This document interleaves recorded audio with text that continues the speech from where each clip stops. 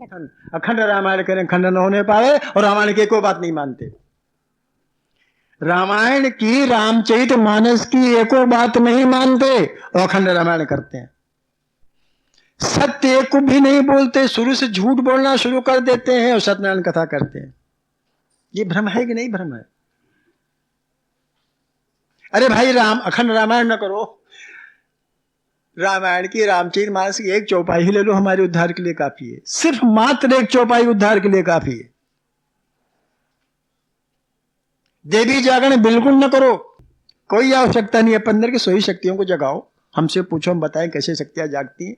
ना हमसे पूछो, जो जानते हैं उसके पास जाओ, पूछो कि कैसे शक्ति जागती है। चाहे स्त्री हो चाहे पुरुष हो, दोनों में शक्तियां सोई पड़ी, दोनों शक्ति जगाओ। और जो शक्ति जाग जाती फिर उसका कोई दुर्गम शक्ति होती, फिर एक एक शक्ति सब लोग अपनी अपनी जगाओ। ब्राह्मण अपनी शक्ति जगाए, क्षत्रिय अपनी शक्ति जगाए, वैश्य अपनी शक्ति जगाए, शूद्र अपनी शक्ति जगाए। देखो ये दुर्गम शक्ति बन जाती। कोई मजाल हमको आंख दिखा देख सके, हमारी तरफ कोई आंख उठा सके, लेकिन हम ऐसा नहीं कर पाते। हम तो सिर्फ मात्र रात भर ढोल पीटते हैं, अपने को धोखा देते हैं, दूसरे को धोखा देते हैं। तो हमारी प्रार्थना है माताओं बहनों से कि जरा से थोड़ा सा हाँ, अगर नहीं मालूम है कि ये क्या है तो जिनको मालूम उनसे पूछो क्या हमें कैसे करना चाहिए। अब ये जगाने की अलग विधा है, अपने अपने अंदर कैसे इच्छा शक्ति जगा में, कैसे अपने अंदर सब शक्ति जागृत करें। तो उसका भोग लें। हमने शायद कुछ हरिद्वार में कुछ बताया था शायद थोड़ा सा, कि कैसे ये शक्तियां जागृत होती हैं। ठीक है ना, इसका अभ्यास करना पड़ता है और अभ्यास से फिर ये शक्तियां जागृत हो जाती हैं। और जब शक्तियां जागृत हो जाती हैं तो वो आजकल भी माँ कुसुम कौन है वो, आप कहाँ हैं? हाँ, देवी माँ कुसुम है, और इस तरह से नाम लेते हैं। भाई हमें तो ज़्यादा मालूम नहीं, विशेष नहीं जानते, लेकिन थोड़ी बहुत जानते हैं ये कि ये लोग में शक्तियां जागी हैं, कोशिश की शक्ति जगाने की, चाहे जैसे भी कोशिश की हो। अब शक्तियां जागी तो हम लोग सब जानते हैं उनको, जानते कि नहीं जानते? तो इस प्रकार से कोई भ्रम न पाले, हम भ्रम को हटावें और देखें कि इसके पीछे क्या विज्ञान है। तमाम स्त्रियां तमाम व्रत रहती हैं, अब नवरात्र रहती है। हमने देखा, हम तो कभी रहते होते नहीं भाई, हमें पता ही नहीं क्या होता है। लेकिन हाँ, पुरुष भी रहते हैं और स्त्रियां भी नवरात्र रहती हैं। क्या किया? उपवास किया। व्रत और उपवास दोनों अलग अलग होते हैं। व्रत और उपवास दोनों अलग अलग होते हैं। उपवास व्रत नहीं होता। व्रत माने होते हैं संकल्प, व्रत माने होते हैं संकल्प। वो उपवास रह करके जो व्रत संकल्प किया जाता है वो संकल्प जल्दी पूरा होता है। तो स्त्रियां मालूम बेचारी कहते हैं आज व्रत है। व्रत माने क्या? खाना नहीं खाएंगे, हैं? और खाएंगे तो ऐसी चीजें खाएंगे गरिष्ठ कि उपवास कोई अर्थ न रह जाए।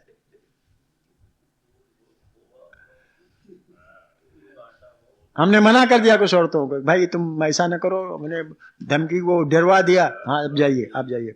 हमने ये किया कि भाई ऐसा करोगी, अब जैसे वकील साहब थे, एक बार इन्होंने नमक खाना 2 महीने बंद कर दिया। अब बताइए, वकील साहब बैठे, इन्होंने नमक खाना 2 महीना बंद कर दिया। आप बताओ, जो महीना जिसको कभी ना बंद जिसने किया वो एकदम से नमक खाना बंद कर दे, उस स्वास्थ्य पे क्या असर पड़ेगा? बैठे तो है सामने, स्वास्थ्य गड़बड़ा गया सब।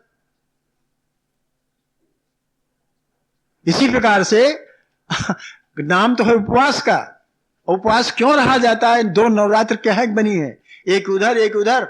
ये 2 नवरात्र का है कि नवरात्र माने रात्र नहीं होते, रात्र माने रात माने नहीं, रात माने अलग होते। संस्कृत में रात्र के माने अलग होते। नवरात्र है, नवरात्रि नहीं है।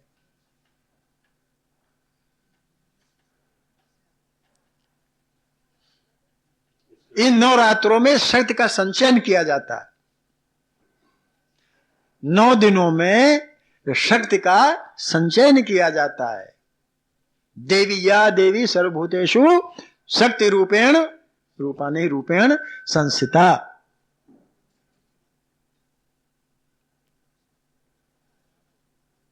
व्रत रह करके संकल्प लिया जाता है। व्रत मतलब उपवास रह करके। उपवास किस लिए रहते हैं? क्योंकि इधर तमाम व्यतिक्रम हो जाता है और उधर नवरात्र में तमाम व्यतिक्रम हो जाता है। तो उपवास इसलिए रहते हैं कि शरीर ठीक ठाक हो जाए, शरीर ठीक ठाक रहे। और शरीर जब ठीक होता है तभी शक्ति आती है भैया। और रोगी शरीर में शक्ति कहां से आई? और शक्ति कभी, पेट जब ठीक रहता है तभी सब कुछ ठीक रहता है। और अब जो मौसम होते हैं ये पेट खराब कर देते हैं। जैसे आज के बरसात मौसम बीता है, बरसात में जठराग्नि कम हो जाती है, हजम कम होता है, क्योंकि पेट की आग जठराग्नि जिसे कहते हैं वो कमजोर पड़ जाती है बरसात बारिश में, वर्षा ऋतु में। ये सब जितने हमारे यहाँ त्योहार बनाए गए हैं सब विज्ञान पर आधारित है, सब विज्ञान पर आधारित है। कोई विज्ञान से परे नहीं है, लेकिन उसको विज्ञान कोई जानता नहीं। तो नवरात्र में क्या होता है? 9 दिन शक्ति का संचयन होता है। संकल्प लेते हैं हम लोग, कोई कुछ नहीं करते, बस उपवास करते हैं। और उपवास करने के बाद गरिष्ठ से गरिष्ठ भोजन खा लेते हैं शाम को। हमें पता नहीं क्या होता है, ये हमें मालूम है, सो हम बता रहे हैं, हम तो कभी करते नहीं इसलिए हमें पता नहीं कि ऐसा होता है ना। शाम खाते हैं, क्या करते हैं? शाम को खा लेते हैं।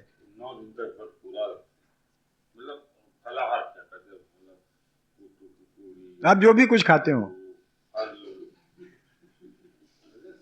फलाहार क्या है? फलाहार खाए, लेकिन फलाहार ऐसा ना खाए कि निष्फल हो जाए। अरे फलाहार ऐसा मत करो कि निष्फल हो जाए। वो दीक्षित वाली बात नहीं कहेंगे सुधरा नहीं भाई। उपवास का ही लेते हैं, पेट सुधर जाए। पेट सुधरा रहेगा, जो कुछ खाएंगे हजम होगा।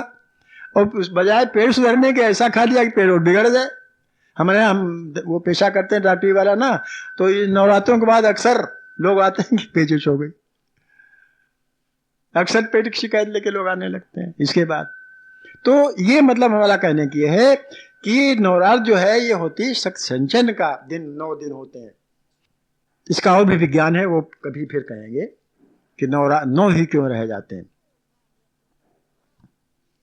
तो उसमें हम सबको ये चाहिए कि उपवास रखें। उपवास इसलिए रखें कि हमारा शरीर, हमारा पेट ठीक हो जाए। और उसके बाद संकल्प लें। व्रत माने होते हैं संकल्प, और संकल्प ही फल देता है। उस दिन हमने आपको हरिद्वार में समझाया था शायद आपको। छोटे छोटे संकल्प लीजिए, छोटे छोटे संकल्प लीजिए, और उन संकल्पों का पूरा करने का मन में एक दृढ़ निश्चय कर लीजिए। ये संकल्प हम पूरे करेंगे।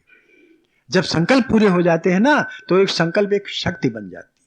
हमेशा याद रखिए इस बात को। शक्ति अगर जागृत करनी है, शक्ति का संचयन करना है, शक्ति से काम लेना है, तो जो व्यवस्था बताएगी उस व्यवस्था को अपनाया जाना चाहिए। संकल्प करिए, संकल्प करिए। हम झूठ नहीं बोलेंगे, झूठ मत बोलिए। संकल्प करिए कि हम, तमाम संकल्प हैं जो हमारे अंदर बुराइयां हैं, कि हम संकल्प में क्रोध नहीं करेंगे। क्रोध करना छोड़ दीजिए, संकल्प लीजिए। देखिए कि आपको क्या होता है। भाई क्रोध सब पापों की जड़ है, ऐसा कहा गया नहीं? कहा गया है क्रोध सब पापों की जड़ है। आप संकल्प करिए कि हम क्रोध नहीं करेंगे और उस पर पालन करिए। आप संकल्प लीजिए हम दूसरों की सहायता करेंगे बिना किसी स्वार्थ के। संकल्प लीजिए, ठीक है ना? और उस संकल्प को पूरा करने का प्रयास कीजिए। देखिए आपके अंदर शक्ति आती है कि नहीं आती है? कैसी शक्ति आती है? जिज्ञासा जागृत हो जाती है, जीने की शक्ति आ जाती है अपने अंदर। एक प्रकार की ऐसी अलौकिक शक्ति आती है जिसका कोई वर्णन नहीं हो सकता। करके तो देखिए। 9 दिनों में 9 संकल्प लीजिए और उसका पालन करिए, फिर देखिए कैसी शक्ति जागृत होती है। इच्छा शक्ति जागृत, संकल्पों से ही बाद में इच्छा शक्ति जागृत हो जाती है। और जो इच्छा शक्ति जागृत होती है, जो इच्छा करियो मन माही, क्या है वो? तो उन्हीं की इच्छा पूरी होती है। जो कहा गोस्वामी जी ने कि जो इच्छा करियो मन माही, प्रभु कुछ दुर्लभ नहीं। इच्छा शक्ति जागृत हो गई है, तो सबकी इच्छा शक्ति थोड़े सबके लिए उन्होंने कहा है जिन्होंने अपनी इच्छा शक्ति को जागृत कर लिया है। इच्छा शक्ति सब में होती है लेकिन सोई रहती है, इसको देवी जागरण कहते हैं। इच्छा शक्ति जागृत करो, सब शक्ति जागृत कर लो, मंत्र शक्ति जागृत करो, देखो होता है कि नहीं होता। ये संकल्प कर लो कि हम कटु नहीं बोलेंगे, हम कटु शब्दावली प्रयोग नहीं करेंगे। इस पर पालन करिए। देखिए शक्ति जागृत होती नहीं शक्ति, सब शब्द में शक्ति होती है, अक्षर में शक्ति होती है, इसीलिए वो अक्षर कहा गया। अक्षर माने जो क्षरित नहीं होता, जो मिटता नहीं, जो नष्ट नहीं होता, इसलिए वो अक्षर बोलते हैं। अक्षर कभी नष्ट नहीं होता, उसका इसीलिए उसका नाम अक्षर है। जो ध्वनि निकलती है, हमने आपसे बताया कि जो भी हम आज बोल रहे हैं ये सब अंतरिक्ष में है, ये कभी नष्ट नहीं होगा। अक्षर है, ये नष्ट नहीं होता। तो जो नष्ट नहीं होता तो उसको जो शक्ति उसकी जागृत होती है, शक्ति भी नष्ट नहीं होती, लेकिन शक्ति जागृत करने का अभ्यास चाहिए। तो क्या करें, और बोलें भी, क्योंकि अब 10:30 लगभग बजने वाला है। तो हम तो बोलते जाएंगे, रात भर बोलते रहेंगे, आप सुनते रहेंगे। क्या चीज? हाँ, हम भूल गए क्या ना। जहां तक विचार है, अपनी जो मान्यता है, हम शंकर या शिव को कोई आदमी नहीं मानते। हम अपनी मान्यता किसी दूसरे पर थोपते नहीं है कि न मानो, लेकिन हम अपनी जहां अपनी जो मान्यता है, शंकर कोई हम आदमी नहीं मानते। शंकर अगर है तो एक तत्व है। शंकर माने मिला हुआ, शंकर माने बर्ण शंकर, बर्ण मिले हुए, शंकर माने शिव शंकर, अर्थात शिव माने कल्याण शक्ति जो सब में मिली हुई है, वो शिव शंकर। सीधी बात ये, शिव शक्ति, शिव माने कल्याण की शक्ति, शिव माने कल्याण, जो कल्याण की शक्ति जो सब में मिली हुई शिव शंकर। और अगर आप स्वरूप लेना चाहें तो आपको स्वरूप बता दें, ये शंकर स्वरूप कहां से आ गया। भौतिक स्वरूप, ये तो तत्व है, तो आध्यात्मिक स्वरूप शंकर का, शंकर माने शिव तत्व सब में मिला हुआ। देखो भाई, एक दुर्दांत डाकू भी होता है, दुर्दांत डाकू जो हत्या करने में हिचकता नहीं कभी, वो भी देवी दर्शन के लिए जाता है। देवी दर्शन करने, हत्या करने जाता है, लूटने जाता है। अर्थात कहीं ना कहीं उसके अंदर है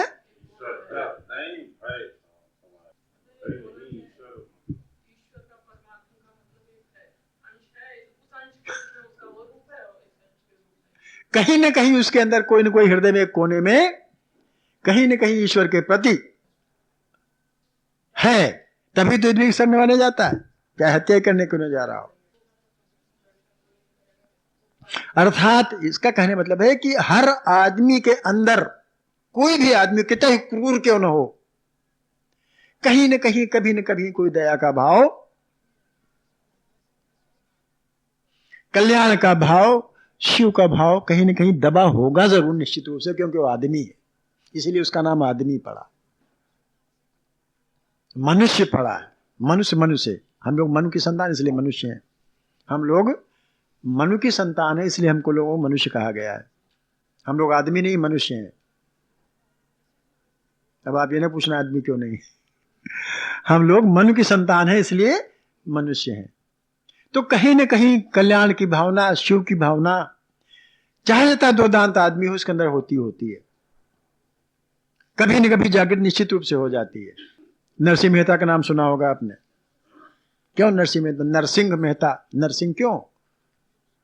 सिंह को देखा उन्होंने, सब में भगवान के दर्शन किया, सिंह के सामने आया, उन्होंने उसको माला पहना दी, सिंह चला गया अपने रास्ते। क्यों?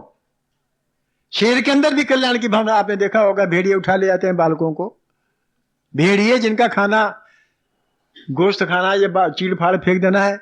रामू नाम का आप सुना होगा भेड़िया बालक, हमने देखा हुआ, यही सेवा सदन में था, बलरामपुर अस्पताल में एक था, दो थे, भेड़िए उठा ले गए थे बालक को, सोते हुए बालक उठा ले गए, लेकिन पता नहीं भगवान की इच्छा या उनके अंदर कोई, जो हमें पता ना, एक शिव की भावना जागृत हुई, उस बच्चे को मारा नहीं, उन्होंने पाल लिया।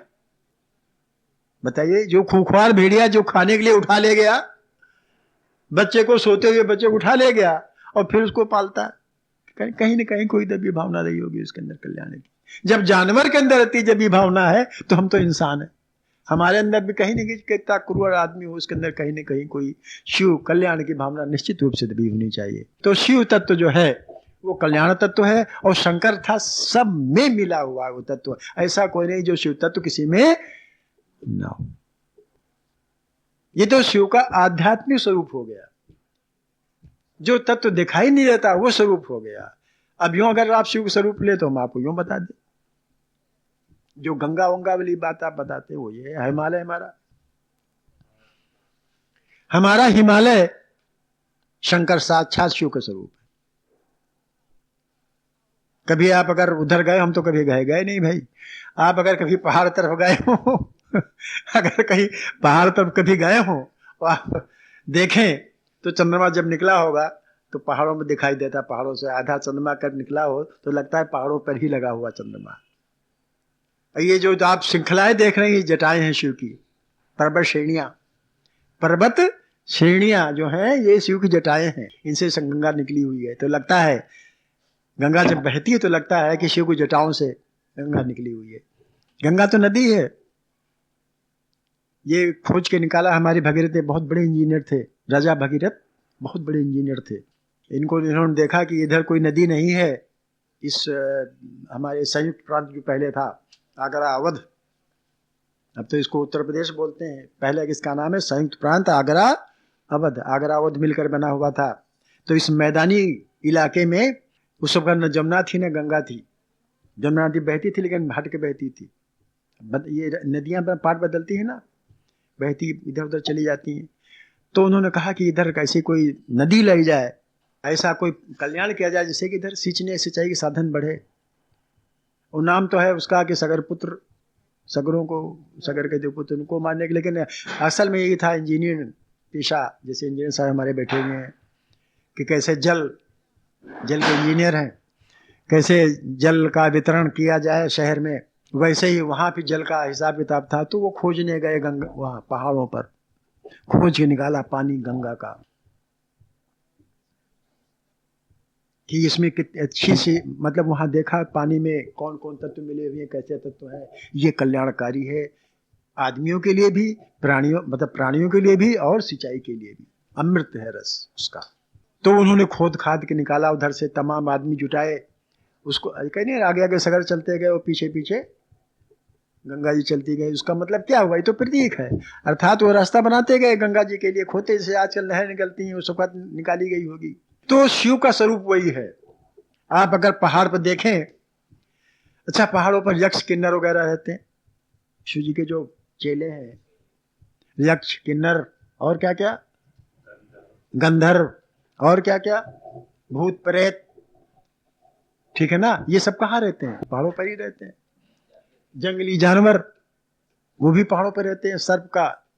अब ये तो बहुत बड़ा एक विस्तार है शंकर के स्वरूप। तो हमने दो शंकर के स्वरूप था, एक तो हिमालय पहाड़ी हमारा शंकर, क्यों, हमारी बहुत कल्याण रक्षा करता है हिमालय। हिमालय जो पर्वत वो हमारी बड़ी रक्षा करता है, हमारे लिए बहुत कल्याणकारी है वो।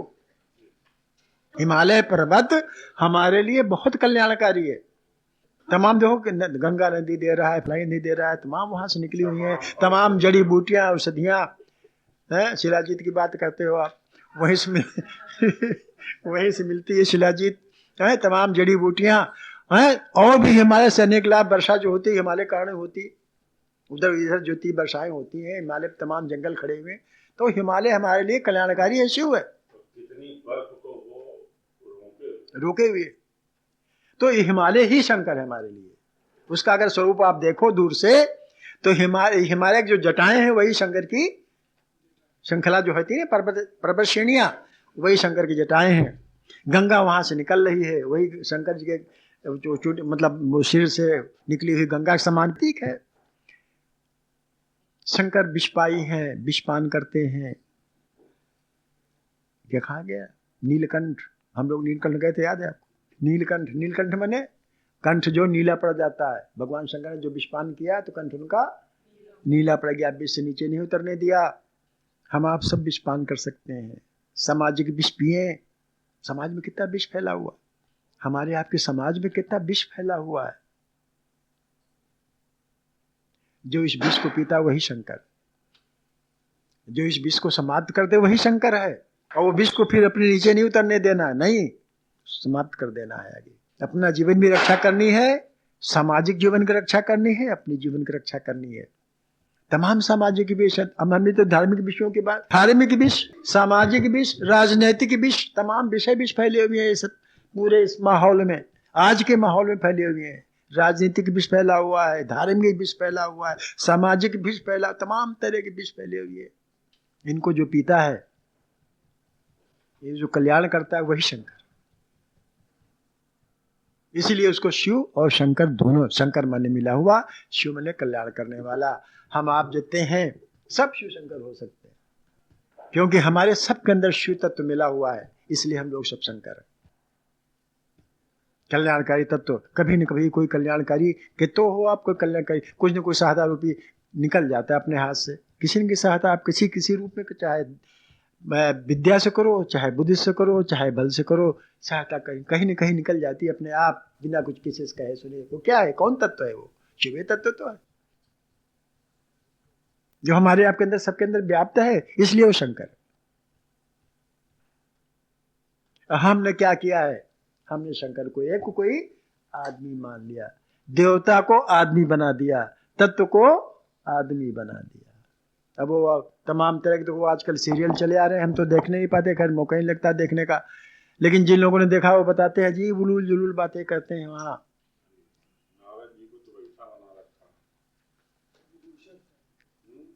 नष्ट करने तुले हुए, जो विदेशी देखते होंगे हमारे सीरियल, ये सीरियल जो चलते हैं, हम ही थोड़े देखते हैं, विदेशी लोग भी देखते हो, कहते हैं इनके यही शंकर, यही देवता है, ये नाच रहे हैं।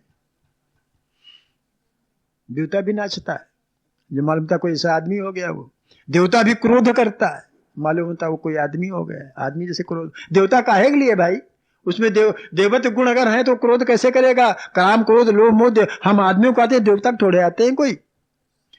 और फिर भगवान शंकर को भगवान मानते हो, और फिर उनको क्रोधी और पता नहीं कामी और पता नहीं क्या क्या वो सब है उसमें। क्या ये बकवास? क्यों भैया? अरे हम आदमी, काम, क्रोध, लोभ तो हो सकता है हमें आप में, क्योंकि हम तो मनुष्य हैं, आदमी हैं। अगर किसी देवता में सब समा गए तो देवता कहाँ रहो, तो फिर आदमी हो गया। देवत्व तो तुम्हें कहा, देवत्व तुमसे नहीं रह गया। और फिर उसको भगवान ही संज्ञा देते हैं, शंकर भगवान है, और उसको नचाते हैं। उसके अंदर काम, क्रोध, लोभ, मोह की परिकल्पना करते हैं। बताइए कैसा भ्रष्ट जीवन है, कैसी भ्रष्ट हमारी बुद्धि हो गई है। और क्या हम दिखा रहे हैं समाज को आज इन सीरियलों के सहारे? या तो बताओ ये सब प्रतीक है, या तो समझाओ ये कुछ नहीं, सिर्फ प्रतीक है। शंकर हमारे कल्याण का देवता है, और कल्याण जिस रूप में करे वो। माँ जब बच्चे को थप्पड़ मारती है तो उसके थप्पड़ में भी तो कल्याण होता है कि नहीं होता? माँ जो थप्पड़ मारती है बच्चे को, तो शत्रुता से नहीं मारती, बल्कि बच्चे का कल्याण करने के लिए थप्पड़ मारती है। अगर शंकर भगवान हमें कोई दंड देते हैं तो हमारा कल्याण ही उसमें है। ये क्यों नहीं सोचते हैं? हम अपने स्वार्थ बस सोचते हैं कि हमारे तो भगवान ने ऐसा कर दिया। ये अपना स्वार्थ है, भगवान का स्वार्थ नहीं। भगवान तो कल्याण ही हर हालत से कर रहा है। भगवान समदर्शी है। अगर भगवान शंकर है तो समदर्शी है, अगर भगवान है तो। अगर आदमी है तो कोई बात ही नहीं। अब आप चाहे जो मानो, हम आपको पर छोड़ देते हैं। आप चाहे, अगर वाकई कोई है, इच्छा शक्ति तीव्र हो जाए, इच्छा शक्ति तीव्र हो जाए तो बड़े बड़े भेष बदल जाते हैं। मूर्ति क्या है? मूर्ति चलती है। साक्षी गोपाल नाम सुना होगा आपने। मूर्ति चली, मूर्ति साक्षी देने के लिए चली, लेकिन कहा भाई पीछे मुड़ के मत देखना, हम गवाही देने चल रहे हैं। कथा है, पीछे देख लिया, वो वही मूर्ति ठप हो गई। इच्छा शक्ति के ऊपर होता है। इच्छा शक्ति जिसकी तेज हो गई, विचार शक्ति जिसकी तेज हो गई, जागृत हो गई, तो क्या नहीं कर सकता है वो शक्तियों से। अभी कल ही वो आए थे आपके अहियागंज वाले, तो वो गया था अमित, वो लौटा ही नहीं था। 2 दिन गए, लौटा नहीं था। है? कहीं गया था, लौटा नहीं था, बेचारे दौड़े आए दोनों। तो हमने कहा अच्छा बैठो, उसका अन्यथा न लीजिएगा कुछ। तुमने कहा बैठो। जब जाने लगे तो हमने कहा फोन करके पूछ लो आ गया है।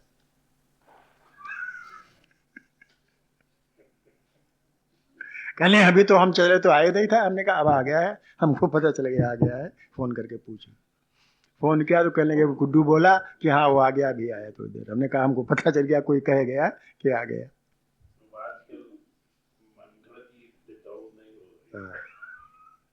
नहीं, बताया हमने कि अगर अपने अंदर आप शक्तियां जागृत कर लीजिए, कोई भी शक्ति जागृत कर लीजिए, किसी किसी भी शक्ति जागृत कर लीजिए, है तो परम प्रसाद कुछ दुर्लभ नहीं। जो इच्छा करी हो मन माही, परम प्रसाद को दुर्लभ नहीं। अब हम नहीं, वो तो बोलते जाएंगे, वो बच जाएगा भी दो यही पर। तो निराकरण होना आवश्यक है, समझना आवश्यक है। बिना समझे किसी चीज को मानना, समझना, बिना समझे मानते चले जाना, मानते चले जाना, मैं नहीं समझता कि वो फायदा करेगा। यदि कोई चीज, कोई तत्व या कोई तथ्य अपने धर्म का है, अपनी संस्कृति का है, तो उसके बारे में निश्चित रूप से समझना चाहिए। आंख बंद करके लकीर के फकीर बने रहने से मेरी समझ से कोई लाभ होने वाला नहीं है। आज के परिक्षेप में, वर्तमान समय में हमारा जो धार्मिक स्वरूप है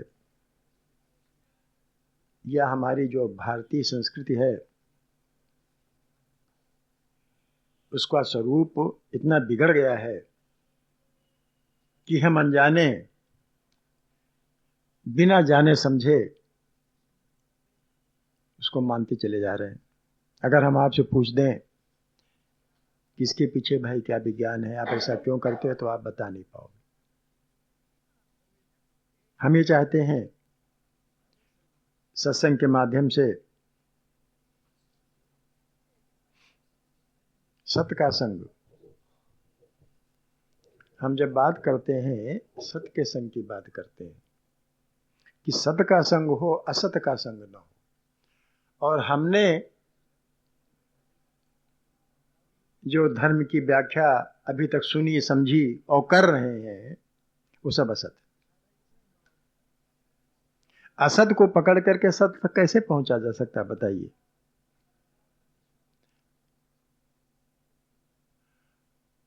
और सत्य असत से ही हमारी मति भ्रम हो रही है। हम जो कुछ भी अपने धार्मिक कृत्य करते हैं वो पूरे नहीं पड़ते, उनका फल हमको नहीं मिल पाता और हमारी आस्था उससे घट जाती है। बढ़ती नहीं, घट जाती है। और फल क्यों नहीं मिलता? क्योंकि हमको उसके बारे में पता ही नहीं कि जो हम करते हैं क्या कर रहे हैं, जो हम कर रहे हैं क्या कर रहे हैं। किसी से पूछो, नहीं बताता कर रहे हैं। तो अगर जो भी किया जाए, अगर समझ के किया जाए तो उसका फल अच्छा मिलता है, बनता है। बिना समझे आप कुछ किए जाइए, बिना कोई उद्देश्य लिए चले जा रहे हैं, चले जा रहे हैं, चले जा रहे हैं, चले जा रहे हैं। कहाँ जाना पता